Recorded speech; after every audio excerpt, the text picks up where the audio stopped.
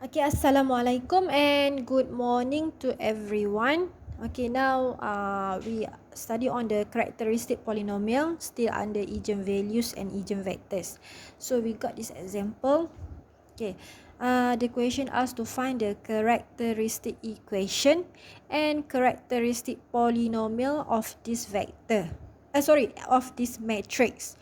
Okay, dia nak cari karakteristik equation dengan karakteristik polynomial. So kita buat macam ni lah. So permulaan sekali kita form in this form A minus lambda I. I ni adalah identity matrix. Okay, lambda ni adalah eigenvalue lah. So lambda darab I ni lah. Sorry, this must be minus lah. Okay, lupa letak minus. Tapi saya rasa dalam notes saya letak minus kat sini, saya rasa. Okay. So A minus lambda I. So if come from the question lah. So lambda I, maksudnya I is identity matrix. So identity matrix kena apa, identity matrix ni dekat sepanjang diagonal dia must be 1, right? Upper and lower must be 0. So kalau 1 darab lambda, of course dapat lambda kan. Kalau kosong darab lambda, of course dapat 0.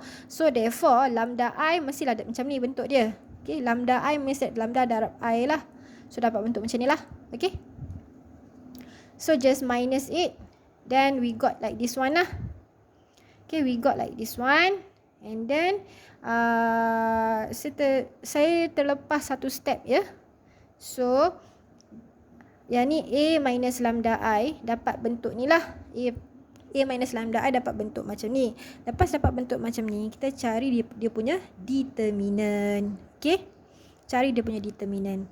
So cari dia punya determinant. So since that at the lower triangular, okay, all equals to 0, then we just can get the determinant by multiply all those numbers at the diagonal. Okay, kita darab lah. This one darab this one, darab this one, darab this one. Okay, see? This one darab this one, darab this one, darab this one.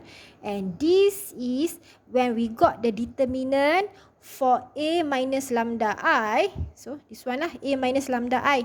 We got the determinant of A minus lambda I. So this is the determinant of A minus lambda I. Then we can call it the characteristic polynomial.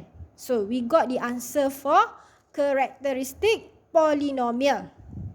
Okay. So then what about characteristic equation? So this determinant that we this formula is must be equals to 0. So determinant of A minus lambda I. What we got determinants for A minus lambda I? We got this one, right? So this one is the determinant of A minus lambda I and equals to 0. Ataupun kita boleh buat bentuk macam ni. Okay. And then this one. Okay, this one. Okay, this one. We call it characteristic equation. Okay. Either one lah. Yang ni pun boleh, yang ni pun boleh. Macam ni tengok saya cakap. The characteristic equation is this one. This one. Okay, determinant of A minus lambda I. So yang ni pun boleh. This one also boleh. Kita tukar je lambda bentuk dia. Okay. So then, okay, yang ni pula, kenapa saya terus, sebenarnya kita dah dapat jawapan. Soalan cuma minta characteristic equation and characteristic polynomial. Okay, sebelum ni kita dah dapat dah characteristic polynomial. Ini pun dah dapat characteristic equation. This one is when we want to get the eigenvalues. Okay, eigenvalues. So saya extendkan jawapan yang untuk dapat eigenvalues. Tapi soalan tak minta ya. Yang ni cuma untuk saya bagi tahu macam mana nak dapat eigenvalues from this question. Okay, itu je. Okay, soalan tak minta. Cuma saya nak tunjuk juga macam mana dapat eigenvalues from this equation. Okay. Okay, let's forget all this what I write here. Just tutup dia. Okay. Just we go from here. Okay. So from here, lambda is equals to 5. Multiplicity dia 2. Why 2? Sebab ni ada kuasa 2 ni. So, lambda ni sebenarnya dapat 5 2 kali. Okay, 5 tu 2 times dia dapat. Therefore, we buat macam ni lah. The eigenvalues in this example are 5 with the multiplicity is 2.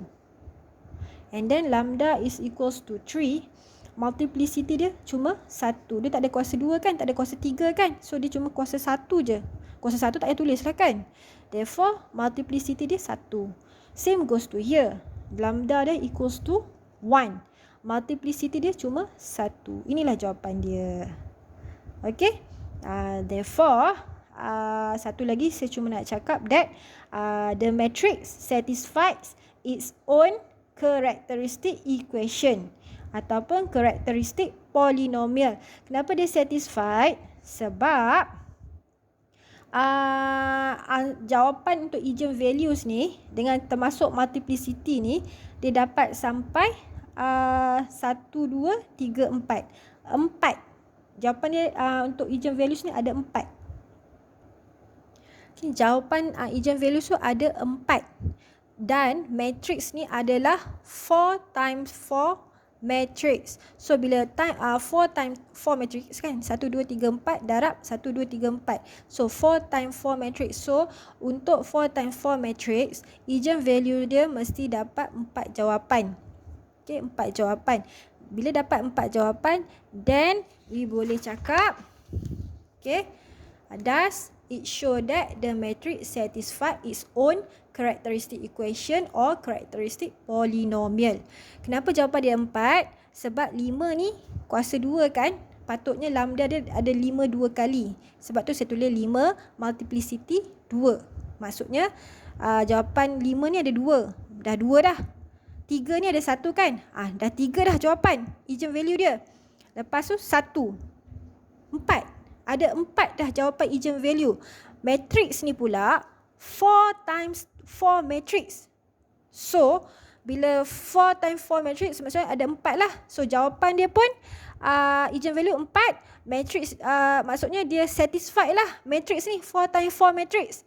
Sebab tu, does it show that the matrix satisfy its own characteristic equation or characteristic polynomial. Okay.